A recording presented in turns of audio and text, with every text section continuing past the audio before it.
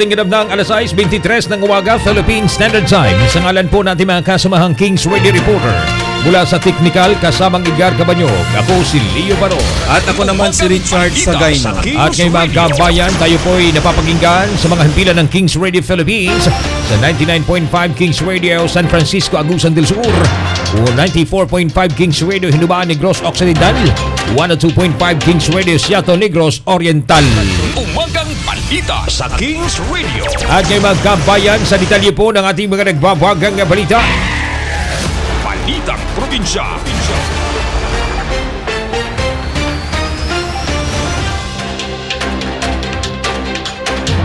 Isang pagpupulong ang isinagawa sa pagitan ni Governor Emilio Lala Taleño J. Mendoza at mga opisyal mula sa Alsons Power Group sa Provincial Governor's Office, Amas, Kidapawan City kahapon. Sa ginanap ng pagpupulong, ipresenta ni Vice President and Head of Legal Regulatory Compliance and Industry Relations Attorney Lumen P. Balbua ang iba't ibang programa ng kanilang kumpanya na nakapagbibigay ng tulong sa industriya ng enerhiya sa buong panig ng Mindanao. Bilang Regional Development Council RDC Chairperson ng Rion, binigyang diin ni Governor Mendoza na malaki ang maitutulong ng Alsons Power Group lalong-lalo na sa pagtugon sa kakulangan ng supply ng kuryente sa lalawigan at sa buong reyon. Sa ngayong pinaghahandaan na nabanggit ng kumpanya ang ilang kakulang dokumento at mga legal na hakbangin upang mas mapalawak pa nito ang kanilang pagbibigay serbisyo. Kasama din sa naturang pagpupulong sina Alsons Power Group Senior Vice President for Business and Development Joseph C. Nucos, Vice President for Corporate Affairs Ruben G. Tungpalan, Manager for Industry and Government Relations Manolo T. Labor at ilang pang magkawani ng kumpanya. Samantala, hindi man diniritso ni former BARM MILG Attorney Najib Sinarimbo ang katanungan ng kung siya'y tatakbo sa Cotabato City 2nd District sa Bangsamoro Parliament. Nagpahiwatig pa rin itong sasabak sa kauna-unahang eleksyon sa Bangsamoro bilang representante ng naturang distrito. Kasunod ito ng pagbisita ni Agri Party List Representative Manoy Wilbert Lee kung saan nakipagkita sa mga official members ng Serbisyong Inklusibo Alyansang Progresibo o SIA Party sa lungsod. Ayon kay Sinarimbo, buo na at naka-line up na rin ang mga kandidato sa partido at hinintay na lamang ang magiging opisyal na anunsyo ng BARM Grand Coalition o BGC sa isasagawang party convention. Si Sinarimbo ang kasalukuyang chapter president ng SIA Party sa Special Geographic Area o SGA at Cotabato City. Balitang Probinsya. Samantala, sa iba pang balita, pinagtibay ng Korte Suprema ang Republic Act No. 11054 o Bangsamoro Organic Law. Ang batas na nagtatag sa Bangsamoro Autonomous Region in Muslim Mindanao BARM, pero iniklara ito na hindi bahagi ng BARM ang probinsya ng Sulu. Sa nagkakaisang buto, sinabi ng mga maestrado ng Korte Suprema na walang mali sa pagtatag ng BARM dahil hindi ito lumilika ng hiwalay na estado. Wala itong kapangyarihan na makipag-ugnayan sa ibang mga estado at wala rin itong suberenya. Nanatiling ang gobyerno ng Pilipinas ang namamahala sa usaping national defense and security, citizenship, foreign policy at foreign trade. Sabi pa ng desisyong isinulat ni Senior Associate Justice Marvic Leonin, limitado ang autonomiya ng BARM sa panloob na pamamahala at maaari itong magtakda na ibang anyo ng gobyerno gaya ng pagtayo ng parlamento basta sumusunod ito sa mga demokratikong mitiin. Gayunpaman, idiniklara ng Korte Suprema na labag sa saligang batas ang interpretasyon sa probisyon sa Bangsamoro Organic Law na nag-uutos sa mga lalawigan at lungsod ng BARM na bumoto bilang isang geographical na unit. Nilalabag nito ang Article 10, Section 18 ng 1987 Konstitusyon na nagsasaad na tanging mga lalawigan, lungsod at mga geographical na lugar na bumoto ng pabor sa plebisito ang dapat isama sa autonomong rehiyon. Dahil tinanggihan ng Sulu ang Bangsamoro Organic Law sa plebisito, mali na isama ang lalawigan o sa BARM region. The Supreme Court has unanimously upheld the validity of Republic Act No. 11054, or the Organic Law for the Bangsamoro Autonomous Region in Muslim Mindanao, also called the Bangsamoro Organic Law, but declared the province of Sulu as not part of the Bangsamoro Autonomous Region in Muslim Mindanao, or BARM, after the province rejected the law's ratification. The decision is immediately executory. In this decision, the Bangsamoro Organic Law was enacted on July 27, 2018 and provided for the establishment of the BARM as a political entity and its corresponding basic governmental structure. The BARM's creation and determination of its territorial jurisdiction shall take effect upon the law's ratification by majority of the votes cast in a plebiscite. Majority of the ARM or the Autonomous Region of Muslim Mindanao ratified the law except for the province of Sulu. Despite this, Sulu was included in the BARM, prompting the province to file the present petition to assail the law. The court ruled that the Bangsamoro Organic Law is constitutional because it does not make BARM a separate state from the Philippines. The law did not give it the power to enter into relations with other states, nor did it grant the BARM its own sovereignty. Matters of national defense and security, citizenship, foreign policy, and foreign trade remain with the national government. Ang tinig ng tagapagsalita ng Supreme Court. Balitang Probinsya. Samantala mga kabayan, sa dagdag ng mga balita, all cast ang opening ng Maguindanao del Norte Founding Anniversary sa bayan ng Sultan Mastura, Maguindanao del Sur sa pangunguna ni Governor Abdul Rauf Makakua. Masayang sinalubong ng Sangguniang Panlalawigan members, local chief executives, barangay officials at mga residente ng mga programa sa okasyon.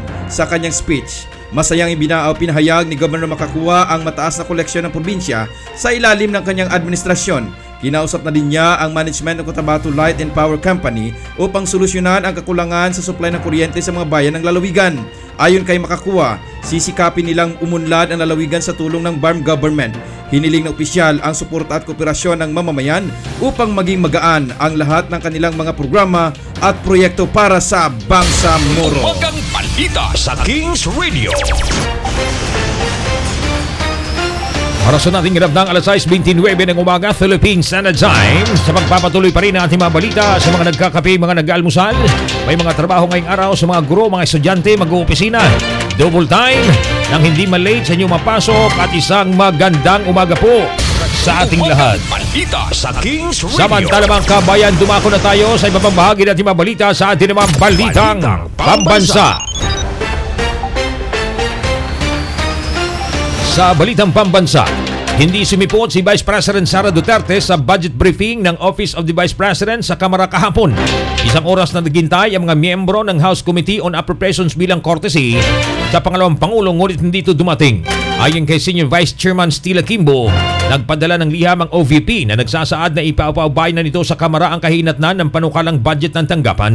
Iginit ni Vice President Sara sa naturang sulat na naisumiti na ng kanyang opisina sa House Committee on Appropriations ang lahat na kinakailangang dokumento kasama na ang presentation ng proposed budget. Maging ang mga isyong inilatag sa opening statement sa nakalipas na pagdinig ay nabigyang diinaan niya, pero hindi nakasaad sa liham kung darating ang Vice Presidente sa nasabing pagdinig. Nadismaya naman ang mga miyembro ng Makabayan Bloc na tinawag na Bratinilla to the Max si Vice President Duterte dahil marami sanang tanong tungkol sa nilalaman ng proposed budget kabilang ang napakalaking socio-economic programs nito. Balitang pambansa. Samantala mga kabayan, kaugnay pa rin sa nasabing balita, itinanggi ni Pangulong Ferdinand Marcos Jr. na pinopolitika ng mga mababatas ang pagbabalangkas ng national budget ng Office of the Vice President. Ayon sa Pangulo, na dumadaan sa normal na pagtatalakay ng mga mambabatas ang lahat ng mga budget ng government offices. Nasa tamang proseso lamang ang ginagawa ng mga mambabatas na sisiyasatin ang bawat sintimo ng national budget ng bawat ahensya ng gobyerno at malayo na ito'y napupolitika. Reaksyon ito ng Pangulo sa naging pahayag ni Vice President Sara Duterte na napupolitika na ang pagdinig para sa 2025 budget ng kanyang opisina. Umagang balita sa Kings Radio.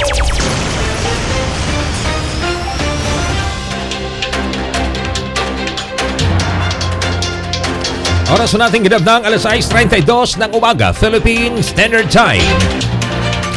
Mga kabayan, labas po tayo ng ipilan. Tanggapin ang mga report na ating mga kasamang Kings Radio reporter na kastanbay sa kanilang mga report. Unang bugso, Lupon, taga-mapayapa ng Tamuntaka o MD Tamuntaka sa Maguindanao del Norte. Abay sugatan sa pamamaril sa Cotabato City. Alamin natin detalye report, follow up mula kay Edgar Gabanyog. Kings Radio. Report. Nabulabog ang mga residente sa Purok Magpong sa sunod-sunod at malalakas na putok matapos may tala ang isa pang pamamaril pasado alas 11 ng umaga kahapon sa bahagi ng 3rd Road, Mother Barangay Tamuntaka, Cotabato City. Kinilala ang biktima na si Abdul Rahman Mastura alias Dato Pungan, 55 anyos, may asawa, lupon tagapamayapa ng Mother Barangay Tamuntaka at residente ng nasabing lugar. Sa initial na report ng Police Station 3, na-recover sa crime scene ang 12 basyon ng caliber 45 pistol at isang basyon ng M16 Armalite rifle na pinaniniwala ang ginamit ng mga suspect sa pamamaril. Samantala, sa salaysay na isang ali na kinilalang si alias Babo, papauwi na sana ng kanyang tahanan ang biktima nang biglang dumating ang mga suspect sakay na isang gray Toyota Vios at walang habas na pinagbabaril ito. Matapos isagawa ng gunmen ang krimen, mabilis na tumakas sa di matukoy na direksyon habang agad naman sinakluluhan ang biktima para madala sa pinakamalapit na bahay pagamutan. Nakatakda magpatawag ang kapitan ng Peace and Order Council meeting upang hindi na maulit ang kahalintulad na insidente sa kanilang barangay. Yan ang report. Edgar Cabanyo para sa Umagang Balita sa Kings Radio. Umagang Balita sa Samantala Kings mga Radio. kabayan, sa dagdag ng mga balita, mga barangay nutrition scholars masayang binisita si Mayor Apple Cuan ng Bayan ng Libungan. May report ang ating kasama si Marcel Kings Bayunasel. Radio. Report. Masayang binisita ni Mayor Angel Rose Apple L. Cuan ang mga Barangay Nutrition Scholar o BNS sa Bayan ng Libungan. Ang layunin ng pagbisitang ito ay ang pagbigay ng ulat tungkol sa kailang mga ginagawa sa pagpapaunlad ng kalusugan at nutrisyon sa mga komunidad, pati na rin ang pakikipagpalitan ng mga ideya at suwestyon sa mas maayos sa pagsasakatuparan ng mga proyekto. Sa ilalim ng pamumuno ni Mayor Apple Cuan, malaki ang suporta ng lokal na pamahalaan sa mga BNS dahil sa kailang mahalagang papel sa pagpapabuti ng kalusugan ng mga residente, partikular na ang mga kabataan. Binigyan din ni Mayor Apple Cuan ang kahalagahan ng kailang trabaho, lalo na sa pagtugon sa malnutrisyon at sa pagpapatibay ng mga programa ng pamahalaan patungkol sa kalusugan. Ang mga BNS naman ay nagpasalamat kay Mayor Apple Cuan sa patuloy na suporta at tulong na ibinigay ng mga lokal na pamahalaan. Ayon sa kanila, mas magiging madali ang kailang mga gawain dahil sa mga programang inilulunsad ng alkalde na nakatutok sa pagpapabuti ng nutrisyon at kalusugan ng bawat barangay. At yan ang report, Maricel Bayuna para sa Umagang Balita sa Kings Radio. Umagang Balita sa Kings Radio. Alas 6:35 ng umaga ang ating oras, Philippine Standard Time. Dagdag sa mga report, launching ng libreng wifi dito sa bayan ng Midsayap. Abay isinagawa kamakalawa, mga kabataan, masaya. Alamin natin report detalye mula kay Jose Dizon Katulong. Kings Radio. Report. Goy. Ganap nang naibigay ng Midsayap Municipal Mayor Rolly Yordaman Sagdalan sa taong bayan ang 10-point agenda na kanyang ipinangako nung ito ay tumakbo taong 2022 bilang alkalde ng bayan ng Midsayap. Kabilang sa mga ipinangako ni Mayor Rolly ay ang libreng edukasyon sa mga papublikong paaralan na ipinatupad sa pamamagitan ng UDM Learn. Pangalawa ay ang libreng livelihood skills training kung saan ang OBOC o One Barangay One Product ay nakapagbigay ng malaking karangalan sa bayan at napagkalooban ng pagkilala ni PBBM bilang Presidential Awardee. Ikatlo ay ang libreng internet sa Municipal Plaza na inilunsad kamakalawa. Pang-apat ay ang libre sakay sa bus kung saan mayroon ng bus ang munisipyo na magagamit ng taong bayan. Panglima ay ang pagkaloob ng libreng gamot para sa mga may sakit, pagkakaloob ng emergency PhilHealth, libreng paggamit sa ambulansya ng gobyerno, libreng tulong sa mga namamatayan sa pamamagitan ng pamahagi ng bigas at financial assistance, libreng pagpapahospital sa pamamagitan ng bagong RHO at Super Health Center at marami pang maibigay na libreng serbisyo sa taong bayan bilang pagpapakita ng pagbangon at pagbabago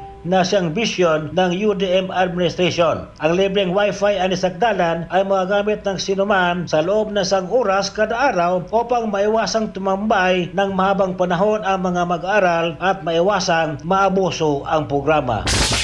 Itong free wifi natin is among the 10 free promises na ginawa ko even in 2019 pa. And there are 10 libre ng ating pinangako. At yan ang report. Ako si Ed Katulong para sa Umagang Balita sa Kings Radio. Umagang Balita Samantala sa mga Kings kabayan, Radio. sa dagdag ng mga balita, BARM spokesperson Mood Asnin Pindaton ipiniliwanag na walang epekto sa 2025 parliamentary elections ang pagkakahiwalay ng Sulu sa Bangsamoro Autonomous Region in Muslim Mindanao. May report ang ating kasama si Den Kings Banudan. Radio. Then, Ipinaliwanag ni Farm spokesperson Maud Asner Pindaton na walang epekto sa 2025 parliamentary election ang pagkakaiwalay ng sulo sa BARM. Sa isinagawang polong balitaan, sinabi ni Pindaton na tuloy ang eleksyon maliban na lang kung ipatitigil ito ng Comelec o kung may Act of Congress na magpapatigil nito. Samantala, nilinaw ni Pindaton na walang mangyayaring extension ng BTA matapos ang desisyon ng korte na hindi nakasali sa BARM ang probinsya ng Sulu. Dagdag pa dito, pag-uusapan pa sa BTA ang nasabing desisyon ng Supreme Court, partikular ang districting probinsya ng Sulu. Ukol naman sa mga membro ng parlamento na mula sa nasabing lalawigan ay depende na umano ito sa appointing authority ng pamunuan ng BARM at national government. Yung election, ganito ho, election as we speak now ay as is continue. Ang nagagawa lang hong ma-extend ho or ma-postpone yung election kapag ho may batas na pinasa from the Congress. As of now, wala ho yun. So since wala ho yan, we are working on the framework that the first parliamentary election will continue in 2025. Yan ang report din panudan para sa umagang balita ng Kings Radio. Umagang balita sa Kings Radio.